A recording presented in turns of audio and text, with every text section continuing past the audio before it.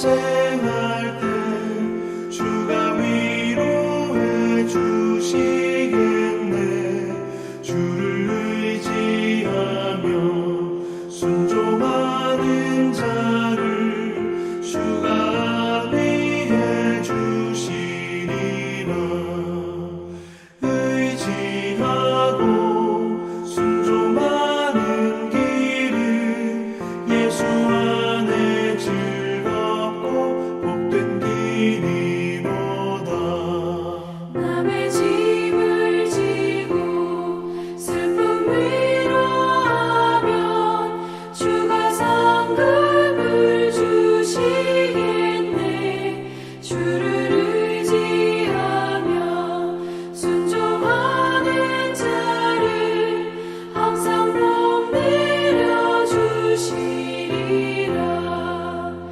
의지하고 순종하는 길은 예수 안에 즐겁고 복된 길이로다.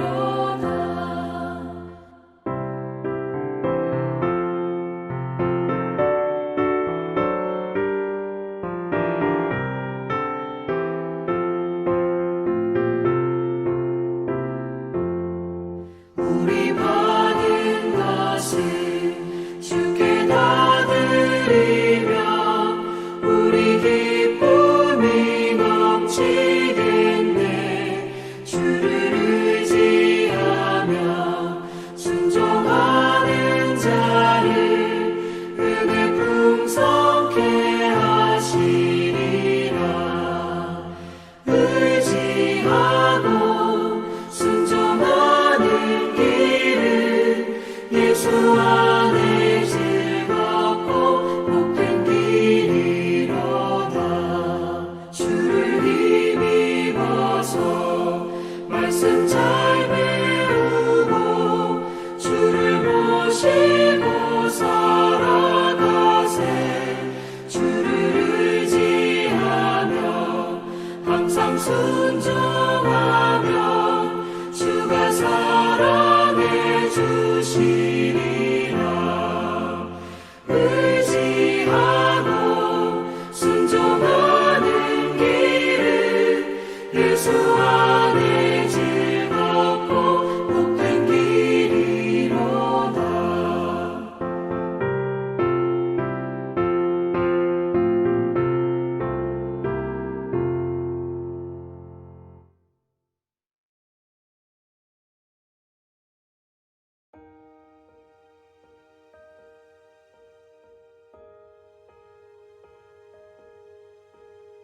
산발락과 도비아와 아라비아 사람 게셈과 그 나머지 우리의 원수들이 내가 성벽을 건축하여 허물어진 틈을 남기지 아니하였다 함을 들었는데 그때는 내가 아직 성문에 문짝을 달지 못한 때였더라.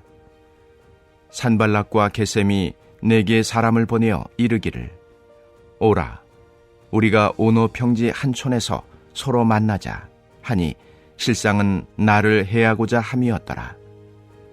내가 곧 그들에게 사자들을 보내어 이르기를 내가 이제 큰 역사를 하니 내려가지 못하겠노라.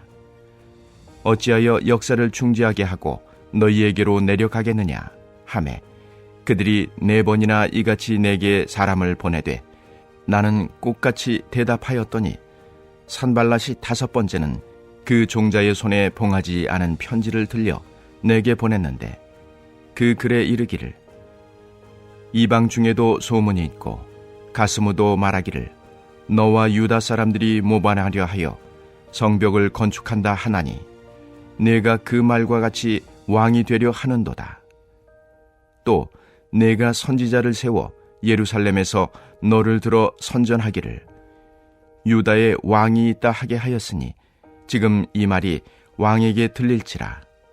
그런즉 너는 이제 오라 함께 의논하자 하였기로 내가 사람을 보내어 그에게 이르기를 내가 말한 바 이런 일은 없는 일이요 내 마음에서 지어낸 것이라 하였나니 이는 그들이 다 우리를 두렵게 하고자 하여 말하기를 그들의 손이 피곤하여 역사를 중지하고 이루지 못하리라 함이라.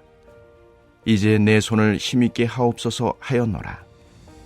이후에 무헤다벨의 손자 들라야의 아들 스마야가 두문불출하기로 내가 그 집에 가니 그가 이르기를 그들이 너를 죽이러 올 터이니 우리가 하나님의 전으로 가서 외소 안에 머물고 그 문을 닫자. 저들이 반드시 밤에 와서 너를 죽이리라 하기로 내가 이르기를 나 같은 자가 어찌 도망하며 나 같은 몸이면 누가 외소에 들어가서 생명을 보존하겠느냐.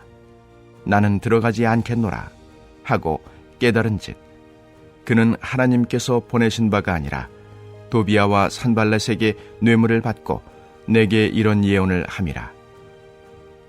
그들이 뇌물을 준 까닭은 나를 두렵게 하고 이렇게 함으로 범죄하게 하고 악한 말을 지어 나를 비방하려 함이었느니라. 내 하나님이여, 도비아와 산발락과 여선지 노아디아와 그 남은 선지자들 곧 나를 두렵게 하고자 한 자들의 소행을 기억하옵소서 하였노라. 사랑하는 전주안디옥교회 성도 여러분, 오늘도 하나님이 허락하신 아주 좋은 하루입니다. 우리에게 주어진 이 하루가 참 귀하고 복되고 기쁜 하루인 이유는 지금 우리의 삶에 부족함이 없어서가 아닙니다. 현재 나의 상황에 눈물 나는 일이 없고 웃을 일이 가득해서가 아닙니다. 이 하루가 복되고 기쁜 하루라고 말할 수 있는 것은 주님이 오늘도 우리의 삶 속에서 모든 피조물을 향한 사랑의 마음으로 구원의 역사를 이루어가고 계시기 때문입니다. 그리고 마침내 모든 피조물이 하나님의 구원을 맛보는 그날이 반드시 도래할 것이기 때문입니다.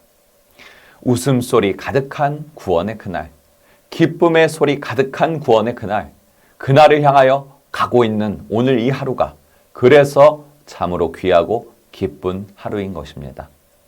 오늘도 구원과 회복의 역사를 이루어 가시는 주님께서 저와 여러분에게 어떠한 소망을 심어주는지 말씀을 통하여 함께 나누고자 합니다.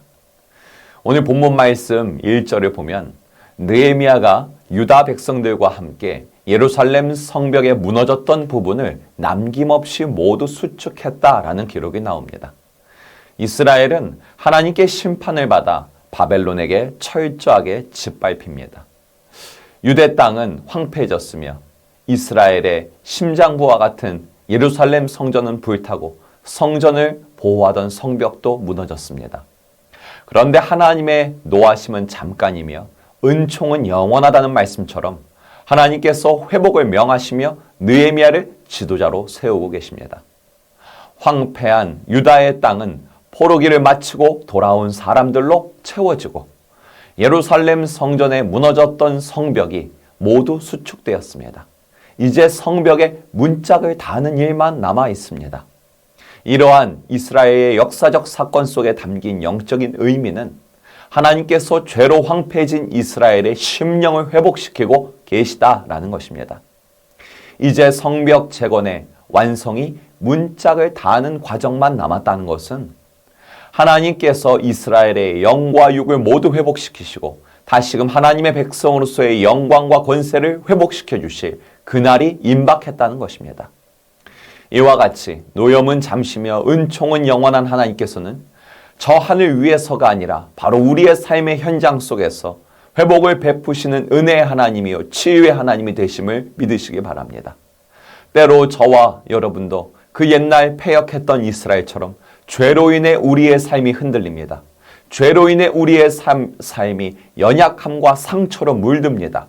그러나 은혜와 사랑이신 하나님께서 예수 그리스도를 우리의 삶에 보내주셔서 십자가와 부활이라는 역사적 사건을 통해 영과 육의 온전한 회복과 치유를 이루어 주셨다는 것입니다. 그리고 그리스도의 영이신 성령님을 우리의 삶의 현장 가운데 보내주셨습니다. 인간들의 삶에 임하신 그 성령께서는 오늘을 살아가는 성도인 저와 여러분이 죄로 인해 흔들리지 않도록 붙잡아 주신다는 것입니다. 역사 속에 임한 성령께서는 죄로 인해 생겨난 저와 여러분의 상처를 고쳐 주신다는 것입니다.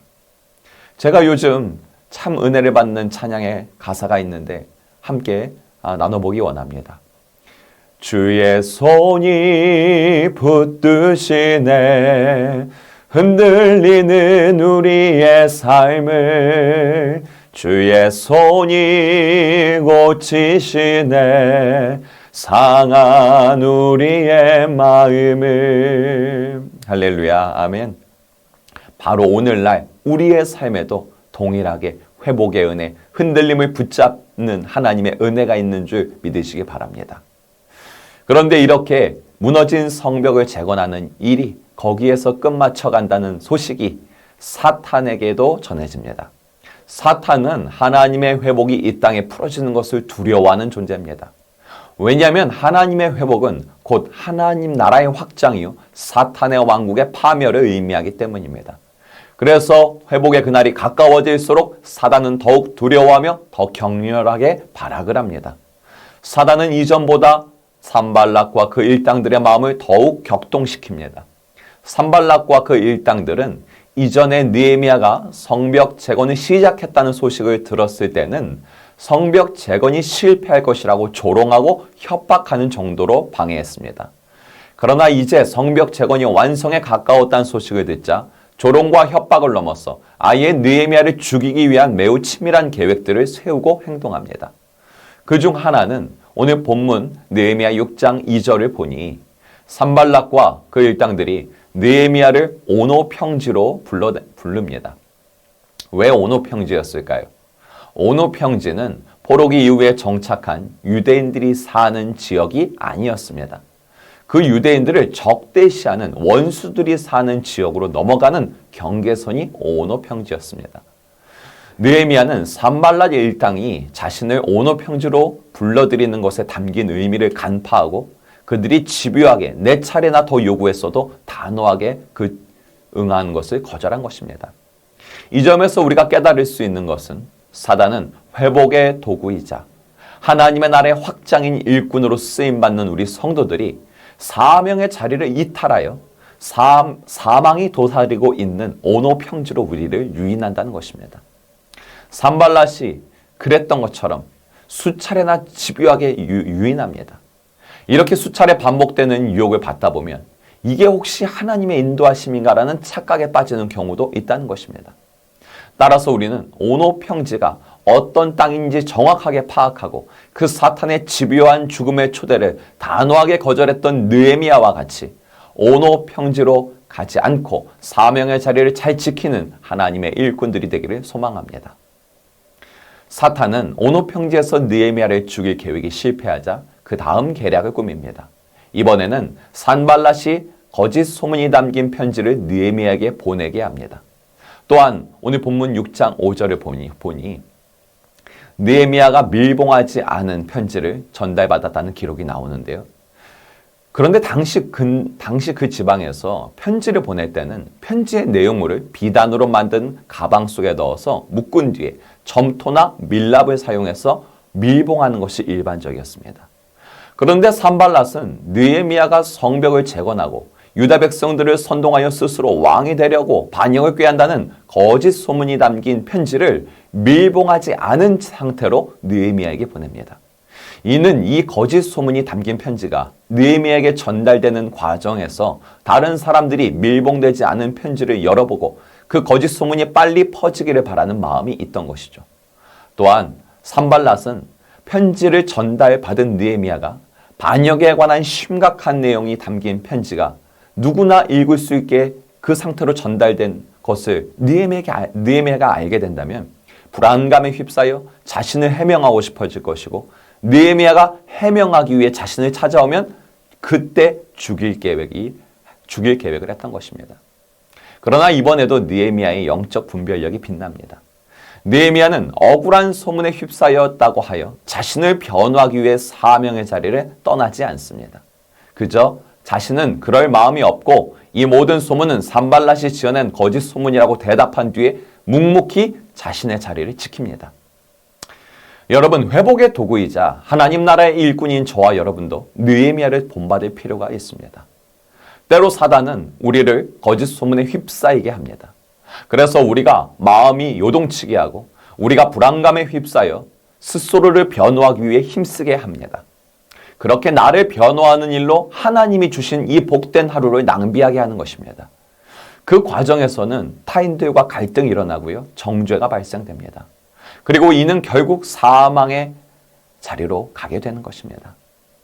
여러분, 나라는 사람이 어떤 사람인지 다른 사람들에게 해명하고 증명하는 것에 힘쓰기보다 성도인 우리가 더욱 힘써야 할 것은 바로 하나님이 명하신 회복을 위한 사명에 집중하는 것입니다. 우리도 느헤미야와 같이 영적 분별력으로 여유가 있기를 소망합니다. 이렇게 느헤미야를 암살하려는 계획이 다 실패로 돌아가고 느헤미야를 반역자로 모함하는 것도 실패로 돌아갑니다. 그런데 사탄은 포기를 모릅니다. 사탄의 계략은 집요합니다. 산발랏도 포기를 모릅니다. 이번에는 산발랏이 제사장 스마야라는 자를 돈으로 매수해서 스마야가 느헤미야에게 거짓 예언을 하도록 합니다. 스마야 제사장은 의도적으로 백성들 앞에 모습을 나타내지 않고 두문불출합니다. 그러니 지도자인 느헤미야는 무슨 일인가 하여 스마야의 집에 방문하게 됩니다. 스마야는 느헤미야가 오기를 기다렸다는 듯 다그치며 말합니다. 오늘 본문 6장 10절의 말씀입니다. 이후에 무헤다벨의 손자 드날랴의 아들 스마야가 두문불출하기로 내가 그 집에 가니 그가 이르기를 그들이 너를 죽이러 올 터이니 우리가 하나님의 전으로 가서 외소 안에 머물고 그 문을 닫자 저들이 반드시 밤에 와서 너를 죽이리라 하기로. 아멘. 산발락과 그 일당들이 느헤미야 당신을 죽이려고 할 것이요 올 것이요 그러니 어서 나와 함께 하나님의 성전인 외소에 들어가서 몸을 숨깁시다. 그들이 성전으로는 들어오지 못할 것이요 느헤미야 당신의 목숨을 건질 수 있어. 이렇게 제사장이 말했다는 것입니다. 그러나 영적으로 깨어있던 느헤미야는 제사장의 그 말 속에서 오히려 제사장이 돈으로 매수당한 것을 간파합니다. 스마야 제사장이 함께 몸을 숨기자고 말한 성전의 외소의 자리는 성소에 해당합니다. 율법에 의하면 성소는 제사장만 들어갈 수 있습니다. 만약 느헤미야가 분별력 없이 자기 목숨을 건지고자 성소에 들어갔다면 그것은 율법을 어기는 일입니다. 그런데 제사장이란 사람이 율법을 어기는 죄를 짓는 것을 종용하고 있다니 참으로 이상한 것이죠. 게다가 백성들은 한 손에는 무기를 들고 한 손에는 작업도구를 들면서까지 목숨을 걸고 밤낮으로 힘써 성벽 재건에 힘써 왔었는데 백성의 지도자인 느헤미야가 원수들이 두려워서 하나님의 성소로 숨어 들어갔다는 이야기가 백성들에게 퍼지면 백성들은 크게 실망하여 모두 작업도구를 던져버리고 집으로 돌아갈 것입니다. 고지가 바로 눈앞인데 성벽의 문짝을 달지 못한 채로 끝나버릴 수 있다는 것이죠. 결국 스마야 제사장의 권면은 느헤미야를 걱정하는 말 같지만 오히려 느헤미야를 곤경에 빠뜨리고 이스라엘 백성들의 영적 회복을 가로막는 거짓 예언인 것입니다. 그렇다면 여러분, 느헤미야가 권위 있는 제사장의 말에도 미혹되지 않을 수 있던 이유가 무엇입니까? 그것은 느헤미야의 심령에는 늘 말씀이 중심으로 자리 잡혀 있었기 때문입니다. 느헤미야라는 사람은 권력자나 권위자 혹은 상황에 따라 움직이는 사람이 아니었습니다. 느헤미야가 주변 환경의 흐름에 따라 살아가던 사람이었다면 진작에 성벽 재건은 실패했을 것입니다. 아니, 시작조차 못했을 것입니다. 또한 느헤미야가 권력자들의 말에 영향을 받는 자였다면 그는 산발락과 그 일당들 그리고 제사장 스마야의 말에 미혹되어 제 사명의 자리를 지키지 못했을 것입니다. 그러나 느헤미야의 생각의 기준은 말씀이었다는 것입니다. 회복을 명하신 하나님의 성전, 그 성벽을 재건하라는 말씀이 그의 중심에 있던 것입니다. 성소에 들어가는 것은 하나님의 말씀을 어기는 것이다. 이 말씀이 느헤미야의 중심에 있던 것입니다. 그래서 제사장의 말에도 흔들리지 않았던 것입니다. 사랑하는 성도 여러분, 우리는 회복을 명하신 하나님을 믿는 성도들입니다. 회복을 통해 하나님 나라 확장을 이루라고 느헤미야와 같이 부름받은 게 바로 우리입니다. 여러분, 하나님이 말씀하신 그날은 반드시 옵니다. 구원의 기쁨으로 가득한 그날이 올 것을 믿기 때문에 우리는 이 땅에서 그날을 소망하며 하루하루를 그날을 기다리며 연습하며 살아가는 것입니다. 그래서 우리 교회는요, 11월 3일 행복축제 주일까지 영혼 구원 사역에 더욱 집중하는 2달의 시간을 갖고자 하는 것입니다. 교인의 수를 불리는 것이 목적이 아니라 2달간의 그 2달 동안 한 영혼의 회복과 구원을 위해 더 힘써 기도해보고 권면해보는 것입니다. 느헤미야가 회복을 명하신 주님의 말씀에 순종하여 사명의 자리에 힘썼던 것처럼 우리도 순종해보는 것입니다. 소중한 나의 남편, 나의 아내, 자녀들, 그리고 친족과 이웃들, 그 모든 자들과 천국에서도 함께 할 수 있도록 우리는 오늘도 기도하고 힘쓰기 원합니다. 사명을 감당하는 복된 이 하루가 되길, 기쁜 이 하루가 되길 주님의 이름으로 축원합니다. 이 시간 함께 기도하기 원합니다. 하나님이 약속한 그날이 반드시 올 것을 믿기에 오늘 이 하루도 소망을 품고 내게 주신 자리에서 기쁨으로 살겠나이다. 이 하루도 느헤미야와 같이 사명을 감당하며 살게 하소서. 소중한 나의 가족과 이웃들, 천국에서도 함께 할 수 있도록 11월 3일 행복축제 주일까지 태신자의 그 마음을 품고 기도하고 전도하는 사역에 힘쓰겠습니다. 주님 마음 부어주소서. 태신자를 선교 바자에 초대해서 교제해보고 에베네셀 기도회에 참석해보는 이 2달의 전도 여정 통해서 그들의 마음이 열리게 하시고 마침내 행복축제 주일에 우리의 교인이 되어 함께 신앙생활하게 하소서. 열매 맺게 하소서. 우리 주의 이름 부르고 함께 기도합니다.